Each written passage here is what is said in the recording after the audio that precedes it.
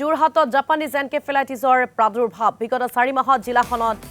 Japanese এনকেফেলাইটিছত আক্ৰান্ত হৈছে 9জনকৈ লোক আক্ৰান্ত হোৱা 9 ভিতৰত 3জনেই শিশু ইতিমধ্যে মৃত্যু হৈছে এজন লোকৰ যোৰহাট মেডিকেল কলেজ হাস্পতালত যোৰহাটৰ 8জন লোক বৰ্তমান চিকিৎসাধীন অৱস্থাত আছে বুলি তথ্য লাভ কৰা হৈছে আনহাতে মেডিকেল কলেজ হাস্পতালখনত আন জিলাৰ পৰা অহা 5জন লোক চিকিৎসাধীন হৈ আছে হাস্পতালখনত আমি এটা গুৰুত্বপূৰ্ণ খবৰ জনাই গৈছো যোৰহাটবাসীৰ বাবে অতিকৈ গুৰুত্বপূৰ্ণ খবৰ যেটো যোৰহাটত জাপানীজ এনকেফেলাইটিছৰ প্ৰাদুৰ্ভাৱ ঘটিছে বিগত 4 মাহত জিলাখনত জাপানীজ এনকেফেলাইটিছত আক্ৰান্ত হৈছে 9জনকৈ লোক আক্ৰান্ত হোৱা 9 ভিতৰত 3জনে শিশু বুলি তথ্য লাভ কৰা হৈছে আৰু ইতিমধ্যে এজন লোকৰ মৃত্যু হৈছে যোৰহাট মেডিকেল কলেজ হাস্পতালত যোৰহাটৰ 8জন লোক বৰ্তমান চিকিৎসাধীন অৱস্থাত আছে তেওঁলোকৰ অৱস্থা কেনেকুৱা তাক জানিবৰ বাবে আমাৰ জ্যেষ্ঠ সাংবাদিক পৰমানন্দ বৰাৰ সৈতে আমি ফোনযোগে সংযুক্ত হ'বলৈ বিচাৰিছো পৰমানন্দ শেহতীয়া তথ্যসমূহ আপোনাৰ জৰিয়তে জানিব বিচাৰিছো নিশ্চয় কৰি যোৱা 4টা মাহত দেখা পোৱা গৈছে যে যোৰহাটত জাপানীজ এনকেফেলাইটিছৰ প্ৰাদুৰ্ভাৱ ইতিমধ্যে ঘটিছে আৰু এই 4টা মাহত 9জন লোক জাপানীজ এনকেফেলাইটিছত আক্ৰান্ত হৈছে এই 9জনৰ ভিতৰত 3জন শিশু মানে এজন 15 বছৰৰ তলত এজন 10 বছৰৰ তলত আৰু এজন শিশু যাক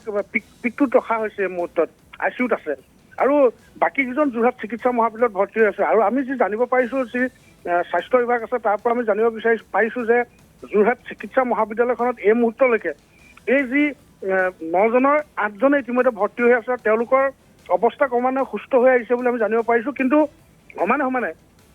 যোৰহাট জিলাখনৰ যি দাঁতিকাষৰীয়া যিসমূহ জিলা আছে যোৰহাট চিকিৎসা মহাবিদ্যালয়ৰ বাকী দাঁতিকাষৰীয়া জিলাৰ পৰা প্ৰায় 5জন জাপানীজ এনকেফেলাইটিছত আক্ৰান্ত লোক ইতিমধ্যে ইয়াতে চিকিৎসাধীন হৈ আছে সৰ্বমুঠ ক'বলৈ গ'লে 13জন লোক এই মুহূৰ্তলৈকে জাপানীজ এনকেফেলাইটিছত আক্ৰান্ত হৈ যোৰহাট চিকিৎসা মহাবিদ্যালয়ত চিকিৎসাধীন হৈ আছে কিন্তু যথেষ্ট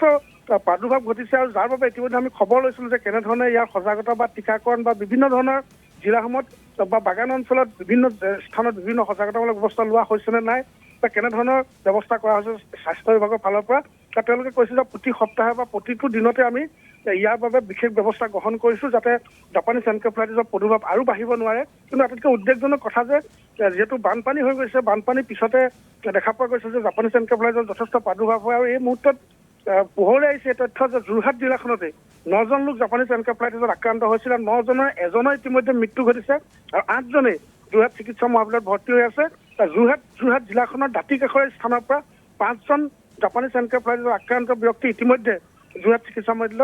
মহাবিদ্যালয়ত চিকিৎসাধীন হৈ আছে ঋতু শেহতীয়া তথ্যখিনি আগবঢ়োৱাৰ বাবে পৰমানন্দ বৰা আপোনাক ধন্যবাদ জ্ঞাপন কৰিছো